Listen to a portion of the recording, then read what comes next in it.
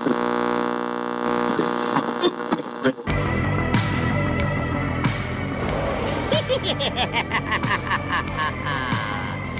boils and ghouls.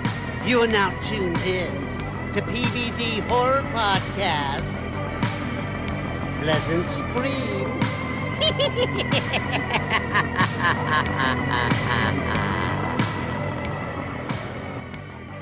Hey everybody, welcome to PVD Horror. My name is Dave. I'm joined here with a special guest that I asked to come on. His name is Michael Costa, and he is creating a film called The Willowbrook Tapes, which I have been super excited about. The marketing for this film has just been awesome. It's found footage indie horror right up my alley, so I can't wait to dig in on this. But Michael, thanks so much for joining me, man. Thank you for having me. I'm super excited. Love your channel and everything. Thank you. So from what I understand, you've been working on this project. I know you had an Indiegogo for a while. That's completed. And then recently I saw a post that you're in kind of like the final rounds for shooting of this film. Can you tell us a little bit about the film itself, kind of what the premise is, and also like when we are expected to see a final cut, if you have a kind of general estimate of that? Yeah, for sure. So the Willowbrook Tapes, I've been working on it for a few years now. Started working on it back in 2022, actually. I started writing it, coming up with the ideas, honestly. In Staten Island, I don't know if you ever heard of Willowbrook Park and Willowbrook Hospital, Seaview Mental Hospital, and all of that. Yeah. So growing up here, as long as I can remember, when I was younger, there was a documentary on Netflix called Cropsy. Yes. Kind of, went into the lore of Andre Rand and all of that. Of course, the real case Cropsy, I don't touch on as much in my movie. There's little hints of it. Okay. I wanted to expand on a lot of the,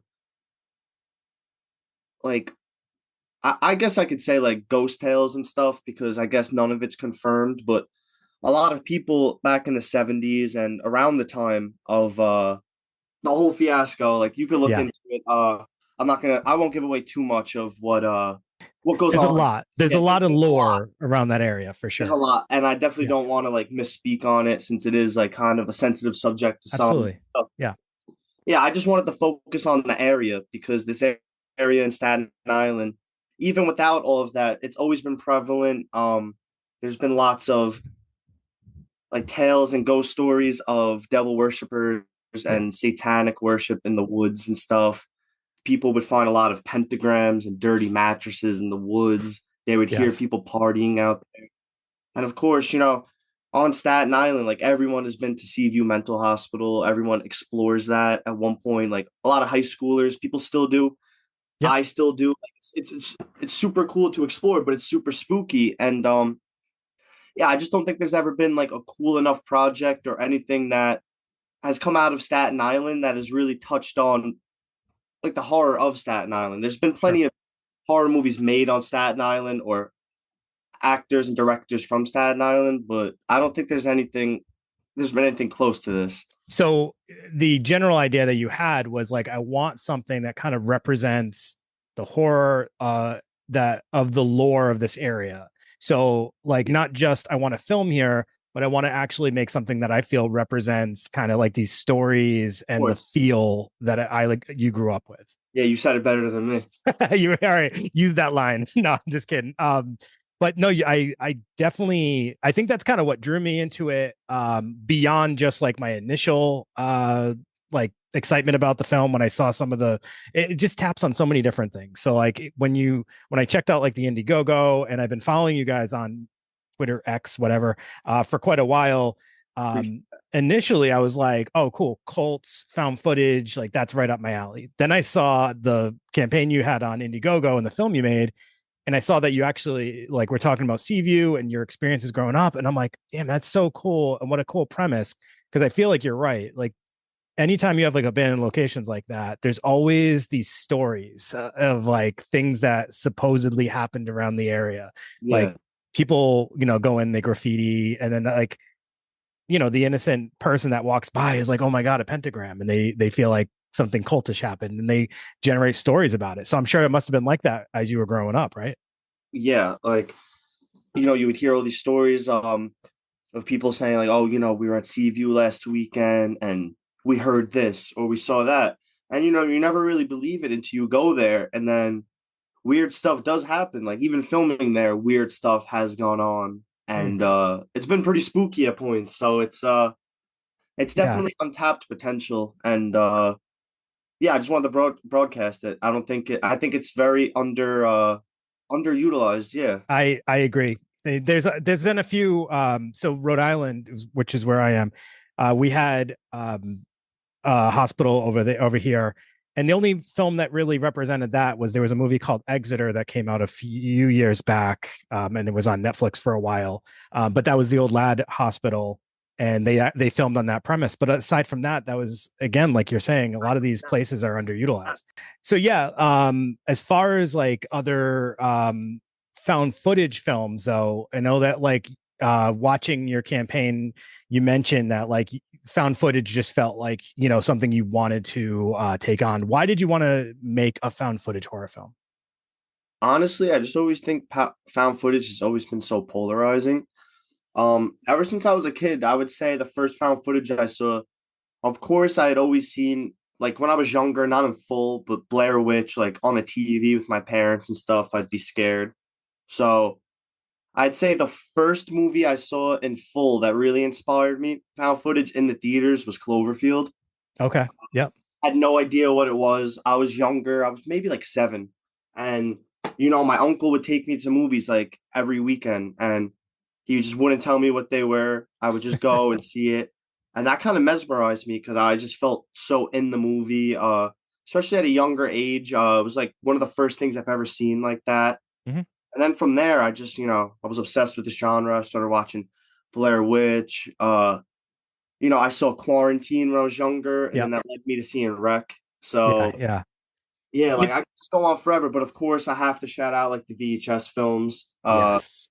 Love those, love everything they do. And honestly, just I love found footage because of like the grittiness and realism that you could bring to a project while also being super budget friendly for Mm, indie filmmakers. sure. So I just think there's a lot to do with the genre and endless possibilities, and you could do it no matter what budget you're at, and you can make something extremely cool.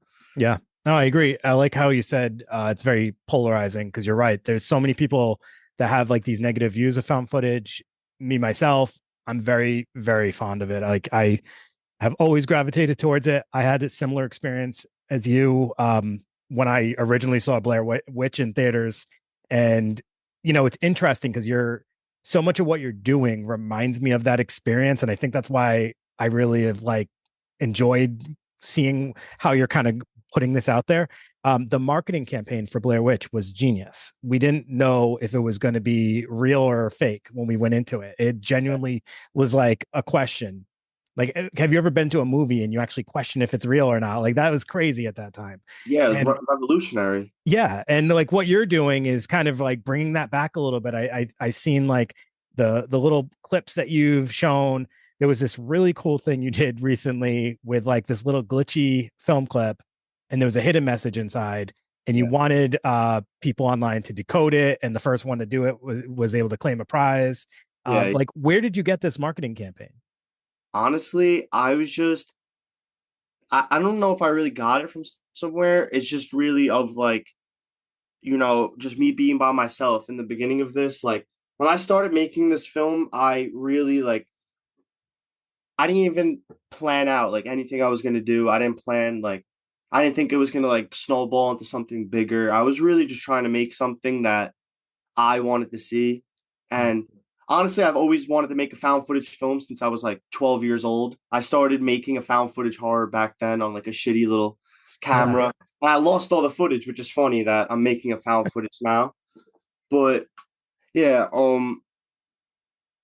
it's kind of just I just lost myself there. Sorry. I feel like your thoughts about like how you like the marketing, the ideas you've had Oh about yes, it, yes. The they market. don't like when I see you, I'm like, this guy came up with like, you don't come off to me as like this creepy guy that's like decoding messages.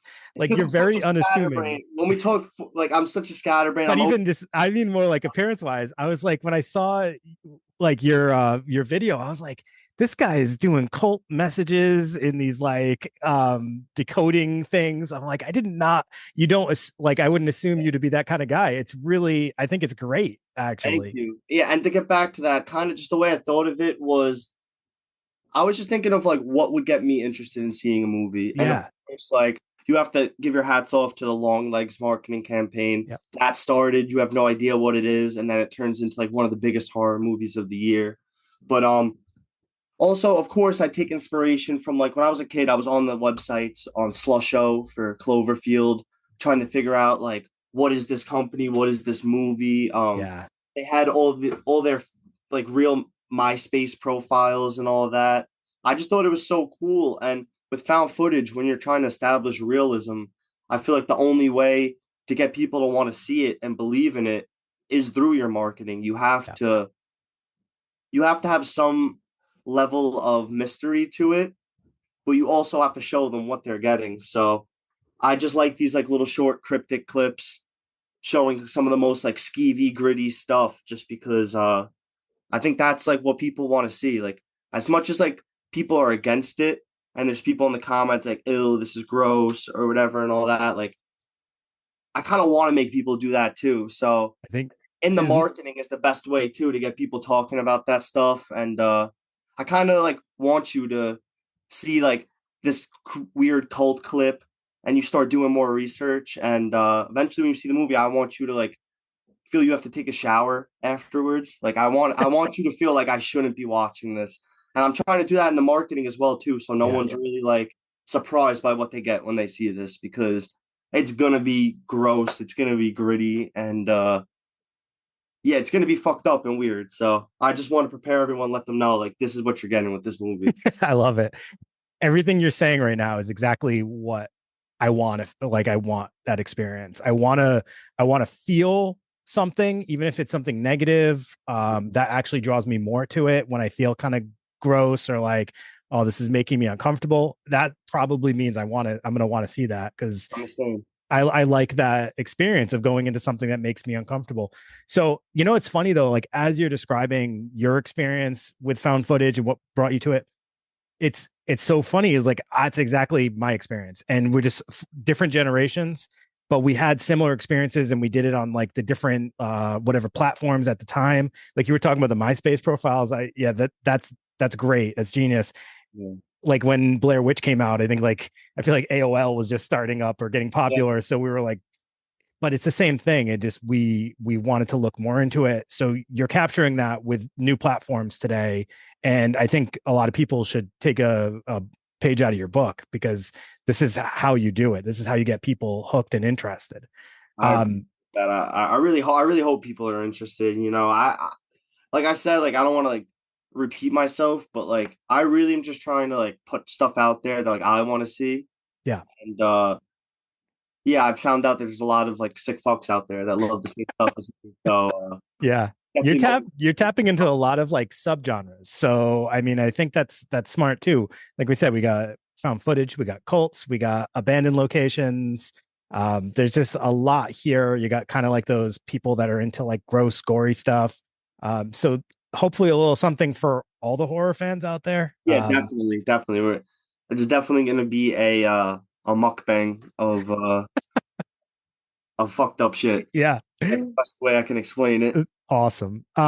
So we got like that, you know, obviously you grew fond of like horror films at a young age. You got interested in you know, trying to the filmmaking process.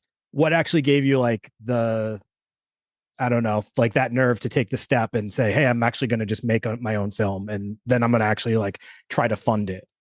So I've always wanted to my whole life. I've always made like short films, even just scenes, like scenes and like just ideas would pop into my head.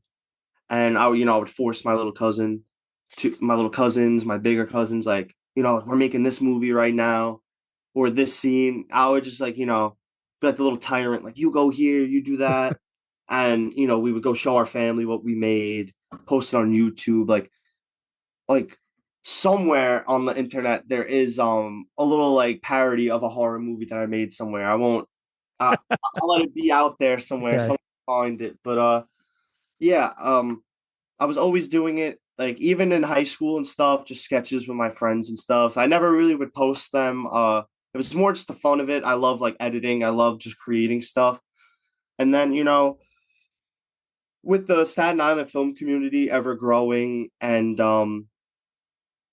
just seeing more and more stuff blossom, more and more stuff getting shot, I was like, this is my dream and I just have to chase it.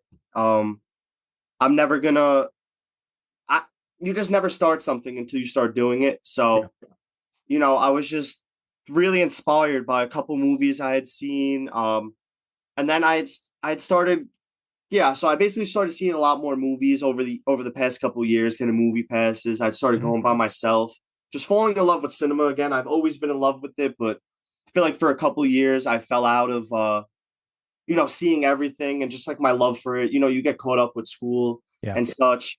So, I started seeing movies again. And then, like I said, I just started exploring Seaview Mental Hospital and all of these like abandoned places with my friends, and just ideas started flowing. And yeah, I'll say when I went to Seaview, I just got very inspired. And I Yeah. was like, you know what? I've always wanted to make a horror movie or a movie in general. I just needed that right idea. And once the right idea hit, I was like, you know what? I just got to do it or I never will.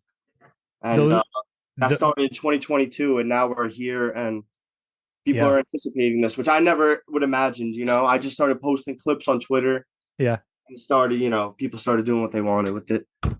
I think you're right. There's something very inspiring about those places. It's like there's all these juxtapositions with abandoned places. It's like decaying and dilapidated, but it's also kind of beautiful in the same way. Like you can get certain views. I mentioned to you off air that like I've done a lot of abandoned photography. I've gone to a lot of mental hospitals kind of all throughout the US.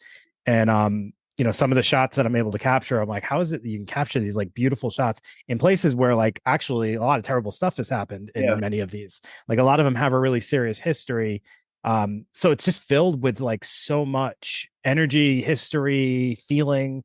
So it's really easy to get inspired. I'm wondering, when you're there, what do you feel? Like what comes up for you when you're in those places?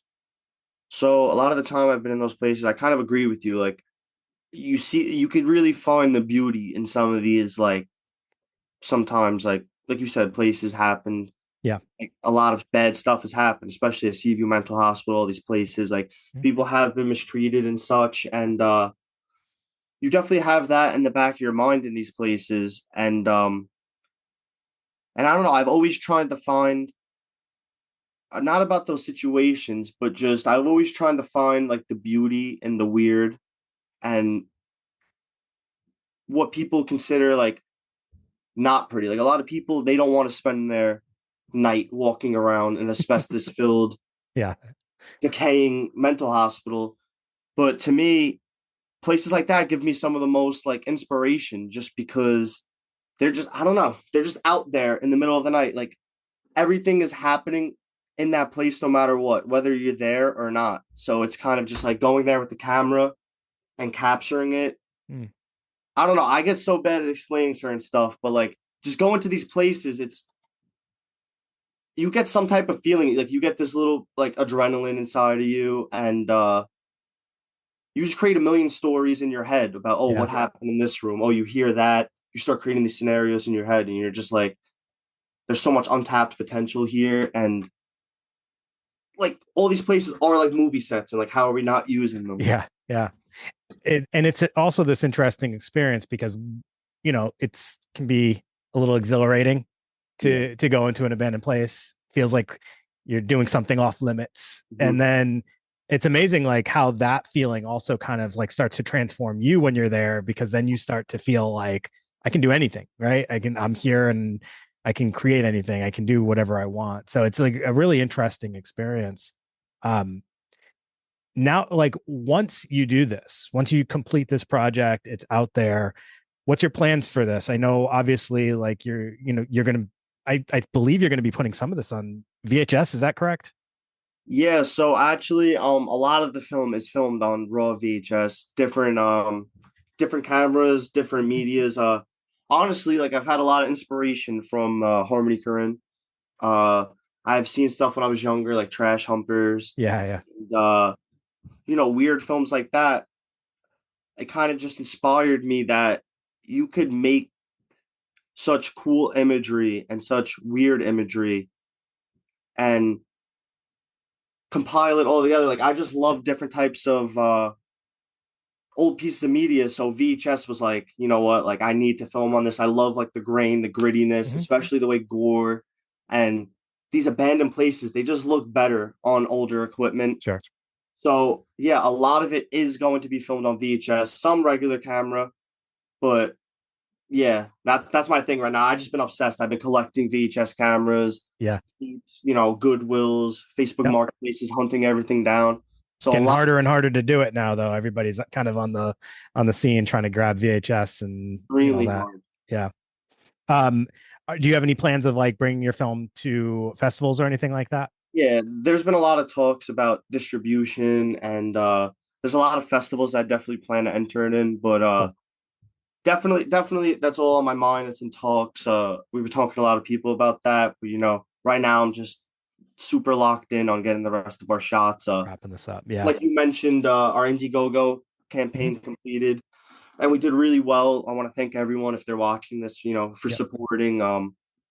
We did amazing. I didn't expect to raise as much as we did, and it helped out a lot. So and I believe you asked when we hope to have everything done, and hopefully a final cut. We're aiming for this upcoming October.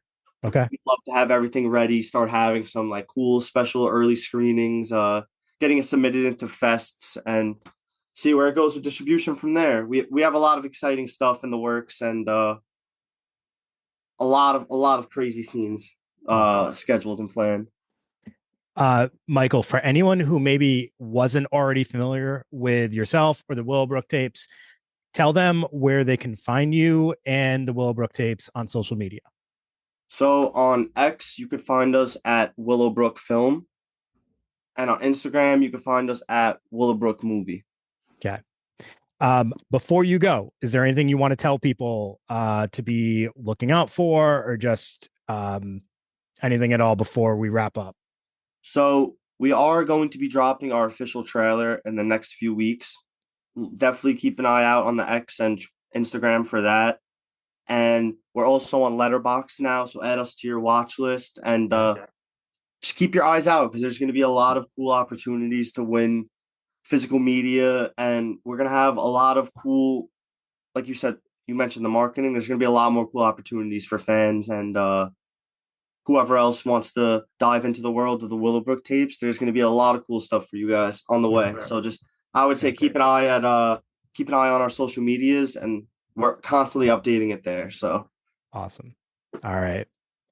So I have to say, this is probably like the first time in a while that I've like reached out to someone. Like a lot of times we've been getting approached with people wanting to asking us to come on to talk about their indie films. This is the first time in a while that I've actually reached out because I felt so inspired to do so. So I just kind of wanted to put that out there to you. So like, yeah, keep me posted. Make sure we're in the know of what's going on because I'm very excited about this film and interested to see where this is going to go. sure, man, I really appreciate that. I love everything you do. When Thank you you. reached out, I was super excited to come on. Sorry, I'm not the best talker. I get, You're good, man. I got so much on my mind. You're I'm not good. a speaker, but I can't wait to show you the film. Yeah. Definitely keep an eye out too. We got to get your shipping address. Send you guys some cool merch and Awesome. maybe some fucked up cursed tapes. I want one of those cursed tapes. Yes. For sure, we got to get one to you. I really Awesome. appreciate you. Awesome. Well, Michael, thank you for joining us. And everybody, make sure you're following the Willowbrook tapes. I'm not lying. The marketing campaign is genius. And it's just fun to be excited about something. you know, it's one thing when you see like these big budget trailers coming out for like blockbuster movies. It's another thing when there's like exciting indie projects. It just feels good to be able to support and be excited and looking out to support people that want to get their name out there and start creating stuff that like they want to see and they feel like we want to see, or essentially what you want to show us, which sounds kind of twisted from your mind. I like that. I like the way your mind works. So Michael, thanks again for joining us, man. Thank you so much for having me. Of course. All right, everybody. We will see you next week with another episode. Have a great night. Peace.